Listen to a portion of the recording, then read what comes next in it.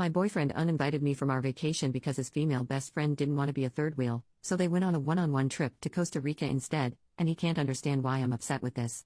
My 28F boyfriend, 29M, wanted to go on a vacation this summer to his mom's friend's house in Hawaii with me and his two best friends, 25M and 29F.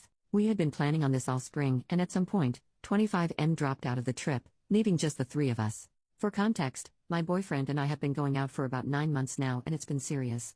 We had, and still have, been talking about moving in together, and he has said, and I agree, that this is a long-term situation, and that we are in it for good. In early June, once 25M unexpectedly dropped out of the trip, 29F called my boyfriend and told him that now that it was just the three of us, she didn't feel comfortable with me going on the trip, since she didn't know me that well, and she didn't want to be a third wheel the whole time. She said that if I were to go, she wouldn't go on the trip.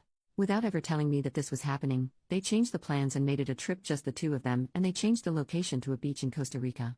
I was trying to figure out when to ask for time off this summer and hadn't heard news about the plans, so I asked my boyfriend which week in August I should be setting aside for the Hawaii trip.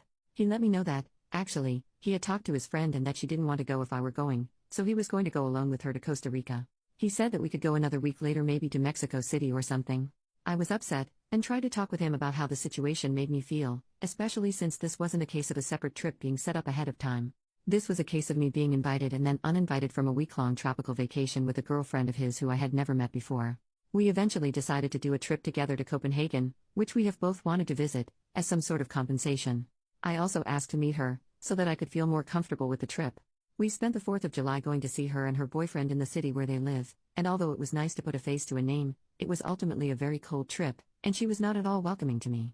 My boyfriend remarked on how unfriendly she was, to the both of us he thought, and said that he was surprised that she didn't act warmly to me. I went out of my way to try get to know her and her boyfriend. I'm very outgoing and friendly, and usually this would be easy, but it didn't really click, even after several days. They were somewhat cold to each other as well. They bickered a little bit about their future and his own 3-week trip without her that was scheduled for the same time as their trip. This had been scheduled before ours had.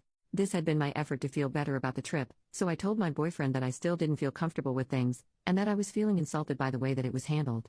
I had tried to make things smooth between all of us, and I asked him to please come up with something that could help me feel better about the trip. On a visit to his family, they asked about the trip and they were all shocked that he would have arranged it this way, and let me know that they would have been furious if they were in my position, which triggered a fight in which I asked him to please help come up with a strategy to make me feel better and more secure about them going together without me. He said that he would never do this kind of thing again, which feels like not much to offer, since this is kind of a once-in-a-lifetime trip to begin with. He kind of offered to not go on the trip, but he had already paid for the tickets and made arrangements, and I didn't want to stop their trip and be resented by both him and his best friend. He asked me to give him ideas of how to make me feel better and wanted me to just tell him what to do and stalled until it was finally the day of the trip. He bought me a bag of peanut butter cups and I drove the two of them to the airport. I feel so disregarded and disrespected in this situation. I want to break up with him, but I don't want to burn up something that has otherwise been really good. Update, 9 days later, I was really upset the day I dropped him off and he was texting me but I wasn't responding. I wasn't sure what I wanted to do, but I didn't want to do anything at all in the state I was in. I waited until the next day, and then I sent him a thought-out text letting him know that I didn't feel safe or loved in the way the trip was handled and that I would be dropping his things off at his place and leaving his keys with the neighbor. He called but didn't leave any messages, and then he messaged me that he didn't understand. The rest of the week, he called and messaged me, but I couldn't bring myself to pick up or text back. On Thursday, I think that he realized that I was serious, and he asked me some questions about logistical things. I told him which neighbor his key was with, etc. When he got back and saw all his things at his place, he got pretty frantic and called and left me a long message. I was working all day, but also I still didn't want to respond. He asked me to explain because he didn't understand what was going on. The next day, I sent another text making it clear that it was over, and he got upset and sent me a bunch of texts in a row about how he didn't understand why I was throwing away everything that we built. He left me a voicemail that was really angry that said he had no idea why I was upset and that he did not accept the breakup because he had no say in it and that he wanted me to tell him the evil story that I had made up about him to his face. I wasn't going to respond to him and I wanted to remain calm, but this upset me. So I sat down to write him this letter. It's long, so skip over if you want. I tried to call him but I started crying and told him I'd just send him an email instead. This is what it said. The time that we have had apart has given me some good space and time to think. I have had a chance to think about the things that are important for me in a relationship and I see that we should not be together. I'm sorry that I have been asking for you to change things about your life that you shouldn't have to change at my or anyone's behest. From the very start, this trip was made in an insanely disrespectful way in which it started out from you being given an ultimatum by your female best friend who I had never met that either she goes or I go on this trip, and you picked her. You didn't offer to have her meet me. Theoretically I was your long-term partner, So this would have made a lot of sense. You didn't encourage her to find someone else to come, and you didn't consult me at all. That's enough for most people to have a deal breaker, right there. However, I stayed. This is a person who you have a history with that is not entirely clear to me. Here is what I understand. Some bad rumors got started about the two of you in which you spent an entire night out with her on an acid trip while you were dating someone else. Nothing happened. The other thing I understand is that you were interested in her romantically at some, theoretically other, point and that she started dating her boyfriend, and that closed the door on things for you. According to what I also understand, it took a long time for 29F's boyfriend to feel comfortable with you being around, but you apparently worked to ultimately make him feel comfortable with you after I'm not sure how long. This is the completely unknown person who shut me out of a trip that I was originally going to go on, unilateral decision.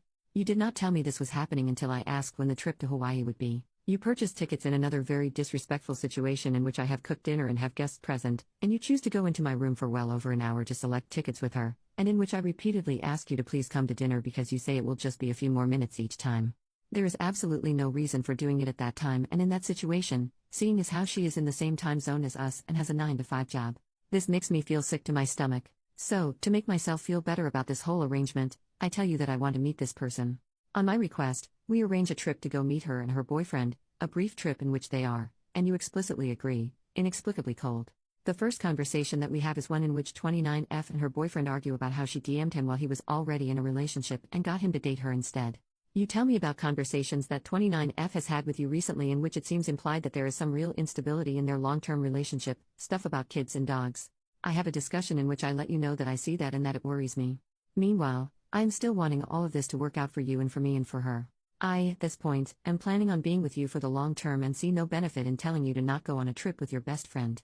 I want it to work out.